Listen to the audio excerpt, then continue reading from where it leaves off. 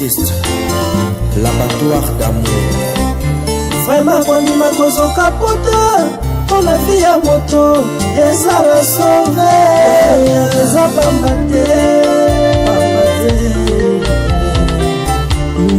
naza na mbongo te oya kosomba vie mbongo kutu ya kosombelaka lipa eza pasi mbongo ya kobandaka kofuta mpona masumu na ngai alingaki ozwa ngo wabe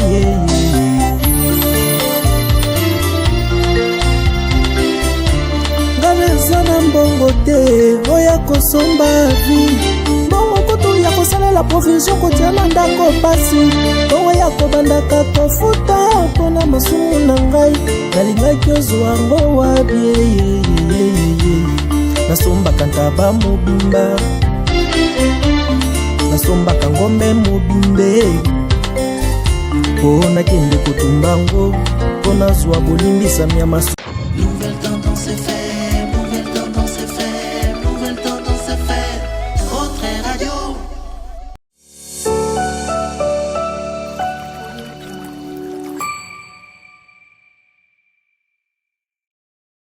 Vérité et réalité, votre magazine qui vous informe, qui vous forme en même temps avec un divertissement très très modéré. Bienvenue mesdames et messieurs, bonjour, bonsoir, tout dépend de l'ère à laquelle vous me suivez. Nous vous transmettons les salutations de la part de toute la grande équipe. Nous précisons la prise de vue, vous avez Sarrive Mbala accompagné de Gédéon Loaé. Vous avez la réalisation qui est assurée par Jolan Zouzi et Jordan Panzou. C'est comme ça que nous allons travailler aujourd'hui. Shalom, enfant de Dieu. Vous êtes amoureux de la culture d'excellence, vous avez besoin de découvrir tout ce qui se passe dans l'église de Jésus-Christ de Nazareth. Certainement, nous faisons un effort de vous informer puisque cela est notre devoir. Nous allons prendre le tout premier élément, c'est la fondation Ndélé au cœur de la nation ainsi que l'orphelinat Famille du Cœur Christ Rédempteur qui est dirigée par Maman Marie M5 depuis Liège ainsi que votre humble serviteur Alain Ndélé qui vous présente ces grands magazines. À travers cette opération, vous qui êtes sensible au cri de détresse, vous avez besoin de soutenir les orphelins, n'hésitez pas, voici une bonne adresse, voici une structure qui pourra vous rendre service. Parce que vous savez, avoir ces grands cœurs de servir, c'est qui manque, ce n'est pas donné à tout le monde. Et vous qui allez réagir, certainement, le Dieu des orphelins ne restera pas indifférent. Il va tous nous bénir. Suivons, on se retrouve après. Tango nyonso moninganga nazalaki komona baninganga na baboti na bango nanga baparent baza te vi nanga pasi eske kokufela baboti eza lisumu kozanga baboti eske eza lisumu voilà naye kopesa bino message l'orphelinat Christ Rédempteur e ana posa lisungi na bino tala musala munene ezosala mpona bana tala musala munene sala pona bano oyo mokili etiki ebwaki me nzambe atelemi na nzela orphelinat oyo mpona koencadre bana oyo yaya lisungi na yo toa nango posa un euro no toa nango posa mpona mwana moko ntango mwana moko alie nzambe ya bitike oyo apermettre ete na nzela no mwana alia akobosana yo te. Voilà message ya l'orphelinat Christ Rédempteur toa na besoin lisungi na bino. Ba numéro za na se kota contact na biso assistance na yo et aux alisungi pour na bana que le Dieu des orphelins a bénir dia ma mtu nyoso ja ta likanisa ko sala quelque chose pe osali yango zamba pambola bino.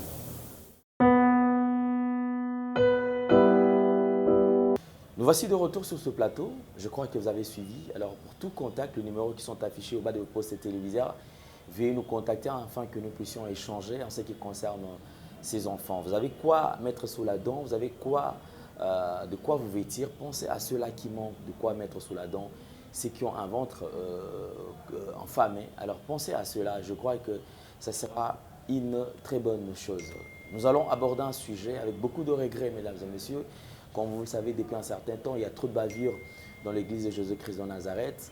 Et comme nous avons toujours ce devoir de vous informer et aussi lutter à ce que ces virus qui est en train de ronger l'espace puisse être exposé et surtout mettre hors de cette boîte. Raison pour laquelle nous avons toujours dénoncé et de temps à autre, lorsqu'il y a quelque chose qui ne marche pas, nous devons aussi vous le dire.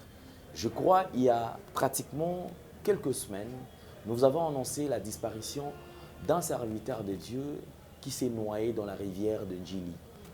La rivière de Njili, je parle de quel côté?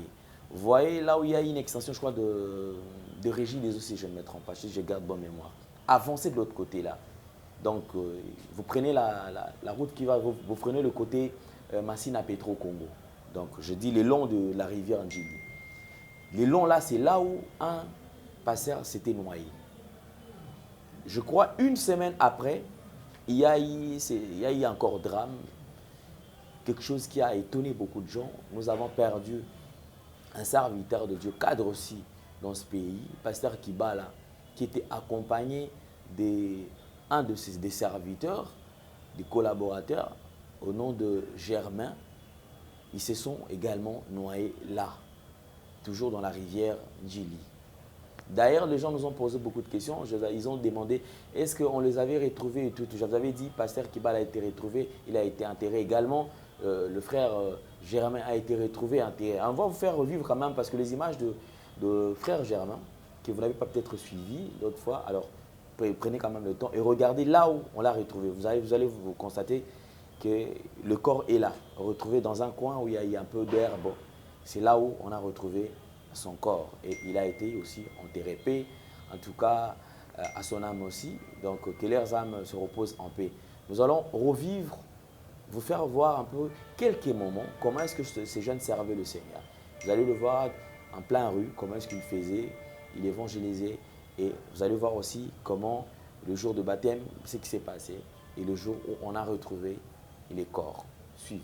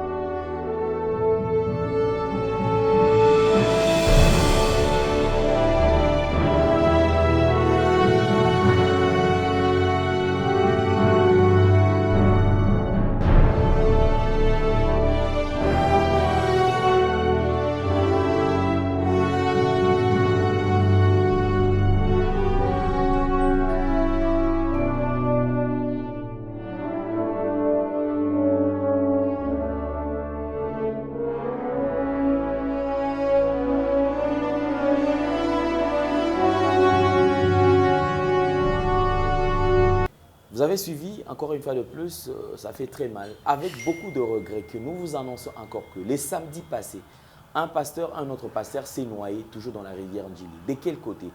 Lorsque vous traversez maintenant du côté gauche, donc en allant vers l'aéroport, dès que vous êtes sur le pont, la rivière Ndjili, les ponts, prenez votre droite. Là, c'était du côté gauche. Prenez votre droite, commencez à descendre tout droit. Il y a un coin où le pirogue traverse, je ne sais pas c'est quel des bonhommes, de quelle quantième rue, je ne sais pas, parce que je n'habite pas à ce côté-là. Il y a un coin où les gens traversent très souvent avec des pirogues pour aller du côté Ndjili. Le samedi, je n'ai pas pu vous informer, les samedis, il y a eu service des baptêmes. Un pasteur encore s'est noyé, il est parti. Je me pose beaucoup de questions. Et si nous vous informons, ce n'est pas pour se moquer de leur famille ou de toutes ces personnes, non. C'est tout simplement, nous devons être éveillés. Nous devons être éveillés. Dernièrement, nous avons reçu beaucoup de filles. Non, pourquoi? Peut-être c'est leur enlèvement. Je ne refuse pas, je n'en disconviens pas. Mais vous savez, il faut faire la part de choses et il faut beaucoup analyser. C'est vrai, la Bible nous dit que nous traversons de nous racheter car le temps est tellement mauvais au fait. Mais j'ai l'impression, c'est comme si on est tellement habitué des choses de Dieu que comme si on prenait Dieu comme si c'était notre grand-père. On ne s'habitue pas à Dieu. Dieu, il reste Dieu. L'autre fois, je vous ai posé la question. Vous savez, les gens, jusque-là, on ne se pose pas cette question. Pourquoi Dieu, on ne l'a jamais appelé grand-père? Combien de générations qu'on a y à traverser? Yo kaka na famille na yo mo kaka koko na bino benga mais beaucoup mo benga pépé beaucoup mo benga grand arrière grand-père bo pesa ba kombo so comme na arrière bozo ba te beaucoup maka arrière grand-père. Vous voyez, mais cette identification, ce qui concerne le Seigneur, ba benga kaka le père jusqu'aujourd'hui. Abraham, Isaac, Jacob, ba David, bango nyonso jusqu'à notre génération, on l'appelle père. Amen. Il n'a jamais changé, c'est ce que nous dit la Bible. Il est le même hier, aujourd'hui et éternellement. Les gens qui ont cherché à le voir comme ça, alors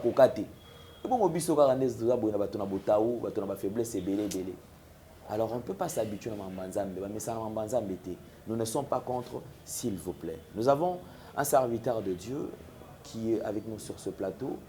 En tout cas, c'est un évangéliste, c'est un berger, c'est un serviteur de Dieu. Alors lui, il préfère plus qu'on l'appelle frère Benjamin. Il est avec nous sur ce plateau.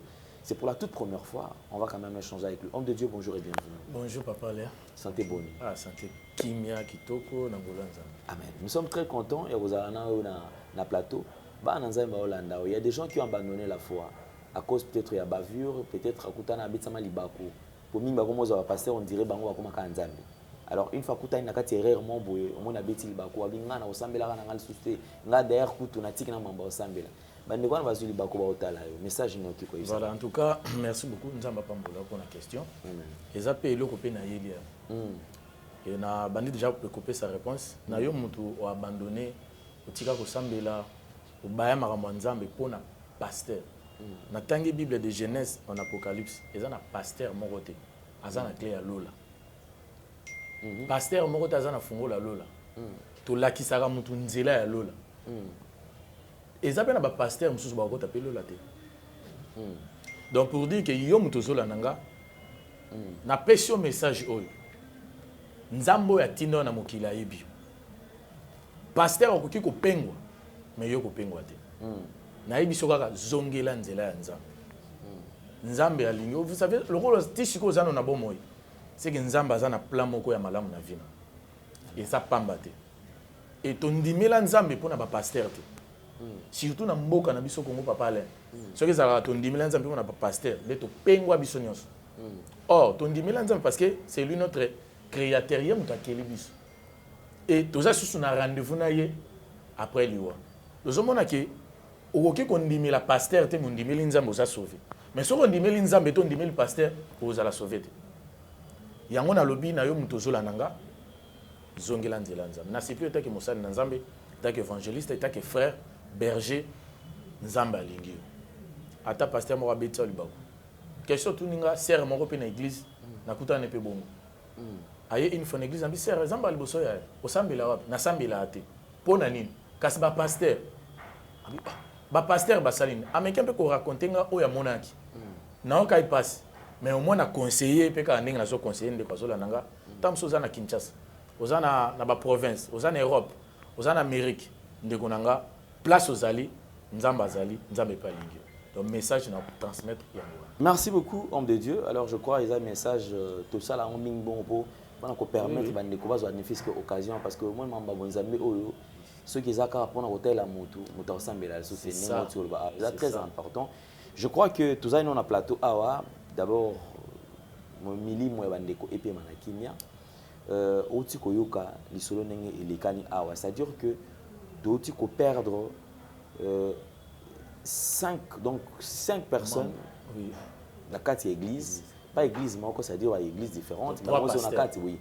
Na kati ya makambo bepi balandani c'est kolanda na kati ya rivière Manjili et le kozali ko comme c'est ali na moment ya service ya baptême o ya suka kutu ya samedi ye acholi nezala kaka ke asilisi ko sala baptême a baptisi moto ya suka alors alinga passer ma yemo nde ake donc a baptisa ki batu 3 a baptisi 3 personnes alors yemo ko alingi nde alongwa na mai nde ye acholi alors tolingi quand même oza mosala na nzambe makambo ezali kolekana likolo ya makambo oya kochola na kati na mamba baptême olobani.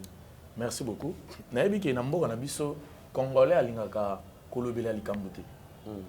Likambo ko za bientôt mabe. Mais le roi to mesana et ça les côté. Yango mona tozo kota na erreur. Bible za koloba l'homme spirituel juge de tout. Net si likambo na koki ko juger ta ki musali na nzambe. Baptême eza arme moko ezo faciliter bato royaume de cieux. Même te soto ko tanga Bible. Ko tanga eza mission. So tangi na Marc. Vous avez la Bible, même des choses là, vous avez la Bible dans ndako. Vous avez Marc chapitre. Vous avez un verset à ya Marc. Marc chapitre 16. Le verset 15 à 16. Marc chapitre 16. Marc chapitre 16. Verset 15 à 16. Tant ensemble de nabiso mona utilité à baptême. Verset 15 à 16. Puis il leur dit, allez dans le monde entier, proclamez la bonne nouvelle et à toute la création. Celui qui croira et qui sera baptisé sera sauvé. Mais celui qui ne croira pas sera condamné. Merci beaucoup. Amen. Donc Christ a dit, celui qui croira, à celui qui n'a pas croire, andimi et il sera baptisé. Donc ce moment que baptême et en a 4 pour que nous soyons la sauver, on dit Christ le là, Seigneur et Sauveur, aux a baptisé d'eau et d'esprit, aux autres temps de la sanctification, aux a sauvés. Et ceux qui nous ont baptême, ils ont condamné. Jamais dans la Bible, quand on a histoire à baptême et banda, non, on a monté pasteur qui n'a pas fait baptême, il y a koufi. Jamais. N'habitez ceux qui ont versé, aux a moussa dans Zambo, tant la Bible. Batu bakasa aux a moussa dans Zambo, il faut aux a pasteur, non, non. Même aux a serviteur. Parce que autant la Bible, pasteur nan, prophète nan, apôtre nan na Bible, azo baptisé batu après koufi. Jamais. Pour nanga, nazo mona to comme Nathan Yasuka. Eza elanga au Christ azo pe sa parabole. Mutazaki ni langa nae aloni semence. Et pendant la nuit, moyini aloni pe semence amabe. Parce que tango ekoli ba wata mais mon konzi, biso tolona ki ba bleu. Mais ba ivre uti wapi. To longola. Mais mon kolo elanga lobini. Botika nyonso tu yesa nini ekola. Tango kokola to ba ko différencier ba vrai na ba faux. Yango to mona na Congo. Donc ce qui se passe na mboka na biso pour moi na considérer ngo nzamba bandi ko retirer ba faux. Nzamba bandi ko benda ba oyo ya mabe atika ya mala parce que na bi que to sola ka fa émission ba vrai bazali mais ba omona na te. Mais apparemment ba faux nde ba komi ko mona. Faux azoluka ka ba mona yi azoluka to benga la vaine gloire. Donc gloire moko ya yé et non ya Christ. Donc baye bakaka donc yende c'est lui. Yende za na prophétie. Donc mutazo benga batu yaka na kobikisa yo. Oh. Yaka okobala. Donc azomona que donc yé c'est lui le créateur. Donc yende mutasala miracle. Donc c'est lui le faiseur de miracles. C'est c'est lui le faiseur des miracles, c'est ça le problème. Parce que et puis na Congo balinga batu bongo. Tu as déjà les lois. C'est ça. Donc, ce qui est vraiment prophétie, c'est un amour de la tout sur vêtement rouge, c'est que à prophète. C'est l'homme lié à Kibo, c'est que à sa prophète. Oh. Mais Makamoto, ce monde a acte. Et ça bien été. Moutou pasteur. On appelle ça baptême. Et puis, dans la rivière Djil. Les pasteur, moi, à la place, moi, bien, vestiaire, Zali. Les place, tu as sa baptême. Et là, on a commis l'angati. On peut commis la bisoté. Mais au moment que pasteur a fait ce baptême, a quoi accomplir volonté en zam. Yemo Koufa. Ah, t'es pas parlé. Na jugé en qui zamabi. Qu'est-ce qu'il faut faire? Il faudra arrêter à couper sa baptême dans la Njili. Il faudra qu'on soit peut-être bino pasteur bo sanganapé. Comme ça, bo kenan ko ça la service na ma Njili to. Papa allez. Quoi arrêter couper sa baptême et ça le coup là au boy maloba nzambe. Parce que chaque jour il faut battre la sauver. Baptême ezate tous à la 1000 personnes. Attends mutu moko. Les leçons qui te teye. Andimeli nzambe. Andima so baptême. Toke na inde derrière na pesa que tu sers moko kaka. Na teye andimi na ke na baptiser to zongi. Ti le là za vivant. Ngapi na za vivant. Ezamba comme ko arrêter te. Ba vrai, bazali ba opesa baptême ba okufa te. Attends, homme de Dieu, nani quand même te comprendre. Oui. Est-ce que Moutaoki Kola la muka boy accueilli ko ça la baptême to baptême et sengara pe musala nzambe ozala préparer pour voilà, c'est ça. Batune ba baraté. Baptême ezali kambu ya bajete. Baptême ezate ka pour ozolinga okabu olongola mu kabula diable na mutu. Et ça a prié même délivrance.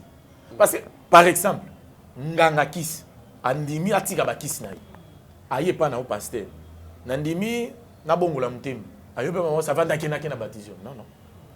Et c'est d'abord un processus pour que Moutaz la sauver, d'abord qu'on caboule dans le monde des ténèbres. C'est-à-dire pour prier pour nous délivrer. Milieu moment éthique. Bon là qui c'est baptême mes enseignements. Et ça on dit moi ça va baptiser un andime, baké baptiser. Non non. Et ça enseignement oh là qui ça moutou. Et loko et ça engagement ça sacré. Baptême. Et ça engagement ça sacré. Ton peut ça baptême quand les autres écoutent na yo, le but to peut ça baptême. Non non. Dans l'église, nous avons 3 ans d'affermissement. Nous avons 6 mois.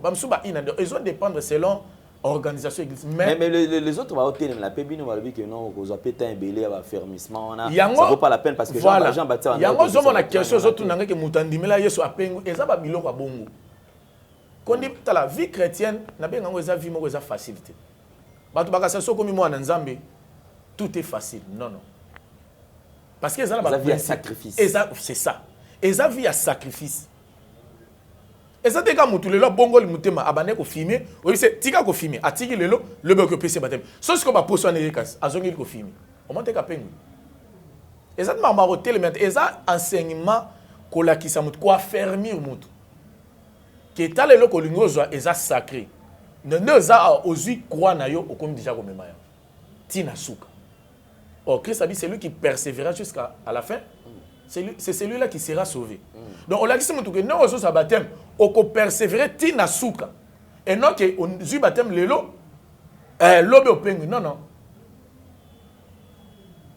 On a baptême, l'eau, l'eau, les photos là qui sont moutouké, nous on a baptême, et ça, vie na yo mobile. Et ça, le coup là, moutatanga qui a mis maître avocat. Donc, et ça, vie professionnelle, vie na yo mobile. Il y a un monde à tangel. De même, la vie chrétienne est à la bonne. Donc, je on dit que tika mabe, on dit le Christ le la Seigneur et Sauveur, on a baptisé à un moment où on est comme une nouvelle vie. La Bible sur le Corinthien. Donc, les choses anciennes sont passées. Makambusuko a sikandé bandina. Ti okokufa. Il y a un moment où baptême est important. Mutu azwa. Et ça peut faciliter. Il y a un moment où on dit que papa n'a pas prêté. C'est parce qu'à ce moment, c'est fardeau. Mais biso ton dima, tous ceux qui ne n'ont pas souka, il y a un de la sauver. C'est ça. Très important, ils ont dit capital pour nous surtout parce que moi je tourne comme moi belé belé, toi je tourne mais est-ce que yango mamba baptême yango dernièrement na tu bah tout cas wa bioté bino qui vous a établi pourquoi bolingi ko juger pourquoi je ne sais pas. Bah nzambe tout comme na confusion, inversion des valeurs. C'est ça papa là oui mboka na biso so ozana ba nerf solide au CD même atabino na monde ya média so ozana ba nerf solide au tika musalo RDC mutu qui ko reconnaître que mutu aza faux mais ana makasa oloba te. A reconnaître que mutu aza vrai, mais ça na pouvoir oloba te. Si tout kaka nana nga tinda bino bo juger. O moni le terme ya ko bo juger te. Yango zo mona pe ba faux pe ba zo kola makama mabe. Oh, Bible eza koloba bo. Misala ya ténèbres to zo aparte to sani. To condamner yango. Donc ça na moni que mutu azo sala makama mabe. Conformément selon la Bible, na ko condamner yango. Parce que ça m'a bé. Parce que aussi longtemps il y a ça continuer, bamsou ba ko continuer et ko bungisa même ba vrai. Ba vrai même ba ko pengwa. Et ça ba nze mususu ba pengwa à cause ya pasteur. C'est parce que pasteur a bandi ko sala makama mabe to. Lokola tozo tele milango te. Lokola tamsu ba grand bazali liboso na biso ba lobela yango te. Et koli ale. Ba tumsu ba komi makama za ma ototika na biso kaka. Et ça cause ya bon. Donc mabe so ezali il faut ko loba. Il faut que loba yango. Effacer zo loba. Tozo aparte na misala ya ténèbres. Mais plutôt to ça nini to condamner yango. Jamais so na moni le pasteur mo azo sala makama mabe e kenga na yebi yango papa na ko loba yango. Parce que na bi ça mabe. Et lo pa mabe, o moni mabe ba ko pakula yango te couleur ko mabe. Mabe tika la ga mabe. O ko tiango parfait ezaka ka mabe, le reste et le mal reste le mal et le bien reste le bien, c'est tout. Effectivement, vous avez raison, homme de Dieu, merci beaucoup. Je crois alors, une petite orientation, parce que moi, quand on dirait, peut-être un enlèvement, parce que dernièrement, tout le monde le bango. Alors, peut-être un enlèvement, peut-être pas monique, Yohana Azoya. Voilà, hier ce soir, il y a un enlèvement sur le Salema. Tout le temps, la Bible, non? Est-ce que l'enlèvement, ça la partie? Que les lois, tout le monde a ma njili kaka. Dans l'enlèvement Salema, qui a ma njili, 3 pasteurs, bango ba kenina. C'est faux. La Bible dit que l'enlèvement sur le Salema, il y a le monde entier, il y a une fois. Que tout, bah vrai, bah enlevé, bah faux batikala. C'est ça. Sango banyo panzana. Sango na ba pani peut-être, na be section net aux abou. Biso se toza ba vrai. Pou, to disparaître, caméra tikala. Parce que jamais to enlèvement ça na ba caméra. Vous avez enlevé, moi on tire donc. Ouais, vous allez enlever, il y a la vraie. Mais ouais, on tire la c'est qu'il y a une faux. Enlèvement jamais que ça le mana parti que mutakio pesa. Bon, je crois batu bazu batem bango bazan enlever tes poignes. Ka ba pasteur. Parce que mutu a baptisé pour le moment, a sauvé. Parce qu'il y a enlevé tes bons pasteur. Et puis enlèvement encore et mon enlèvement ça le corps et mon na mal. Vraiment. Parce que soit enlèvement ça le pou. Au monde en a été, ceux qui peut-être bilambo et kotika les tika non. Mais nous autres on est comme on en a été. L'enlèvement ça le lelo. Après 3 jours nous autres comme on en a mal. Ils enlèvement papa. Très compliqué. Merci beaucoup. Amen. Homme de Dieu, je crois quand même il y a une orientation. Oui. Depuis un temps aux utins à kofanda, aux utins à kobondela, à kobongama, na kati ba prière, nzamba zali ko orienter, zali ko lakisa par rapport à la mission. Iska nini ope sengeli okota pona tina nako lukakaka ba brebi na e bazonga na kati nzela. À travers cette partie bande ko belé bazolanda yo ba na besoin ba yeba. Quelle est l'orientation nini oyo moni to nzambe apesio afin que bango va bénéficier na yango. Merci.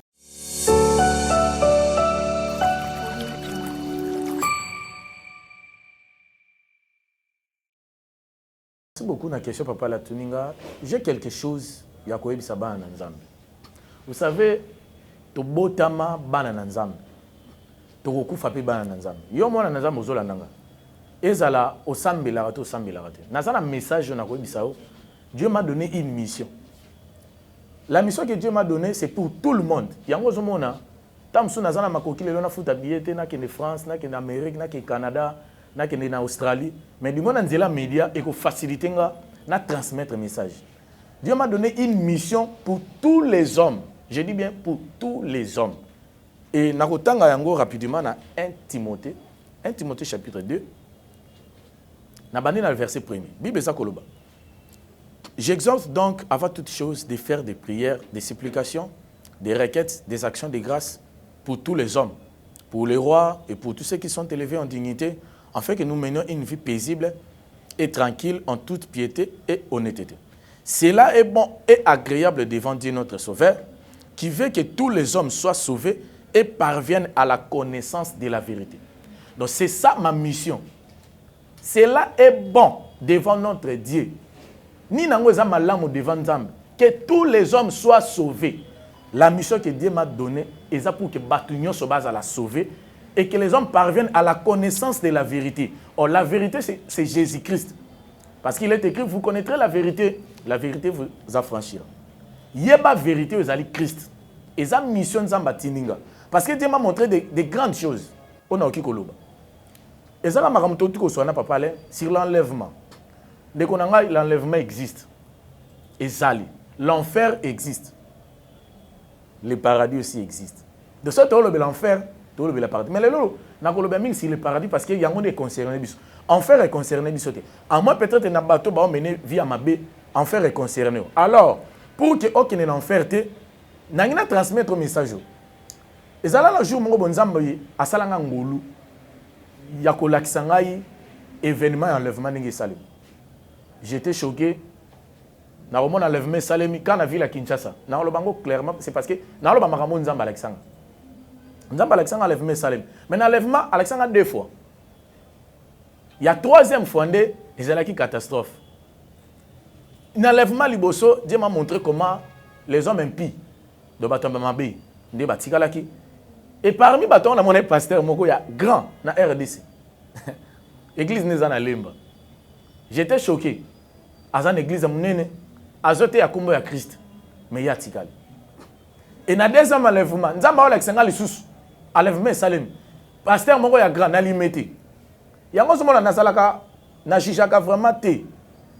Ce qui Moussa Nanza moko à l'école, il pasteur a limité, bon ça l'intention. Na limité ma bezali. Vrai ma bezali. Mais na ko cité ba komba batute. Et tant nzamba la kisinga bongo na kamwe. Tant nazo kama biza nzambe na yepe. Azote ya kombo ya Christ. Azo baptiser bato. Azo benga na milimo mabe. Nzamba bisinga loko moko. Batu nyonso te batanga kombo na ngani ba sala sauver. Eza na mati. Azo ba ba nyonso ba sanga Seigneur, Seigneur, Seigneur. Ba ko hériter royaume te. Et aye ko pesa nga verset oyo. Na ba e convaincre nga na otangila. Eza na 2 Corinthiens. Zo Bible tanga yango. Mutu mususu a la miracle. Mutu mususu a pesa ba prophétie. Mais Bible yo na 2 Corinthiens. 2 Corinthiens chapitre 11, le verset 13.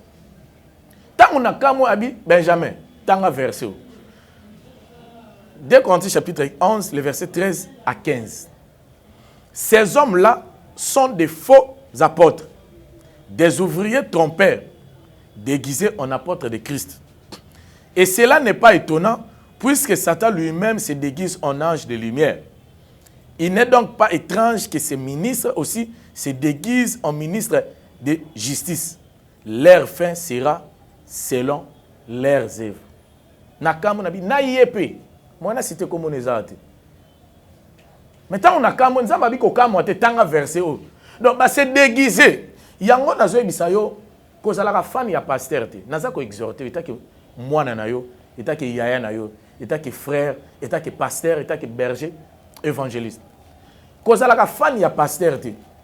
Tant que pasteur le lot pas dadi a comment déjà faux mais yo yebite a ko ebisa yo te mais so nzamba salo grâce ya ko eba misala na ye ndeko nanga loko za la sauver que enoke aucun enfer na y ensemble et nazo kama habité ko kama te c'est parce que bango ba se déguiser le la ba apôtre ya Christ et comme c'est parce que même le diable lui-même asa ko se déguiser en ange de lumière. Parce que c'est déguisé en ange de lumière. Donc, et comme ça yote, donc, le ministre paye à Satan, s'incarner le col à ministre et ensemble. Or, la Bible dit que souka na bango, ils ont la selon, ba œuvre. Yango somona, ba tuba que nous paye sa baptême, ba okufa. Yango somona, misala ma ba pasteur, ba sextave, kolo ba kututé. Donc, tout on a tous un droit pour que tout éveillé ban en ensemble. Parce que Dieu nous a donné une mission. Papa, maman, Yaya, Leki, Wabino Ndeko, na transmettre message. Et ça m'a belé au nakoki koloba. Et ça m'a belé na koki mais exactement. Même après mission, bokoki ko benga na orienté bino. Ozata mususu musika, ta mususu appelle na Kinshasa. Problème ezate. Numéro nanga et ozala affiché benga nzambe nanga osalelo. Ozana problème nzambe nanga akosalelo. Numéro nanga ozana besoin contacter nga pour na ba question mususu. Parce que ça m'a belé dans l'obité. Sur l'enlèvement, sur le temps de la fête. Il y a peut-être na ibisayo. Mais quand on y attend, on peut sa numéro. Même après, benga, nzambe nanga akupamolo. Et puis na ko orienter yo. Ba question nyos par la grâce de Dieu, tu repères sa réponse. Numéro d'Angazali, plus 243 81 71 00 439. Nabandeli, plus 243 81 71 00 439. Combo nanga évangéliste Benjamin Lukambo. Nabi que numéro nanga déjà na pesi. Aux a besoin tuna ba question mususu autant mususu papa la tunité. Ba question mususu ta mususu na lobité. Numéro nanga yangwana donc plus 243 81 71 00 439. Zambo nga nazo sambila apamblo mais tokoki jamais que se séparer bongo sans toute fana prier pour nous. Aux a un problème non ça la prière. Une courte prière nzamba peut se solution. Même après mission benga soumettre nga ba besoin to ko bondela. Éternel des armées na bondeli pour na banana. Bao balandinga partout dans le monde. Message est bien transmis. Et ndenge balandi faveur na yo ezali kolona bango.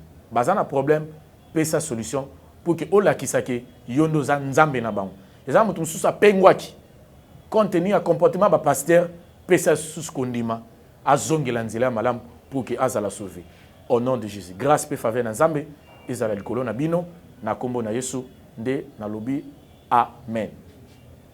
Merci beaucoup. Nzambe apambola biso. Shalom peuple de Dieu. Shalom à toutes ces personnes qui vont suivre de partout. Je suis votre humble servante, Sœur Jenny Fernandez. Je réside à Londres. Je vous invite tous à notre 3 samedis d'édification et de prière. Sur le thème, venez à moi pour tous qui êtes fatigués et chargés.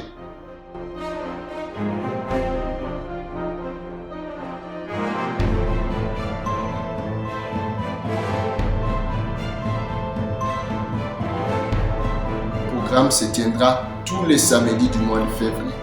Retenez les dates, les samedis 12, 19 et 26 février à partir de 18h30 heure de Londres ou 19h30 heure de Paris. Ce sera en live sur la page Sœur Jenny Fernandez Gospel Stranger. Que Dieu vous bénisse. Et j'espère que Dieu est au rendez-vous. Vous serez tous bénis. Invitez les autres. N'oubliez pas d'inviter. Et Dieu est au rendez-vous. Alléluia. Que Dieu vous bénisse.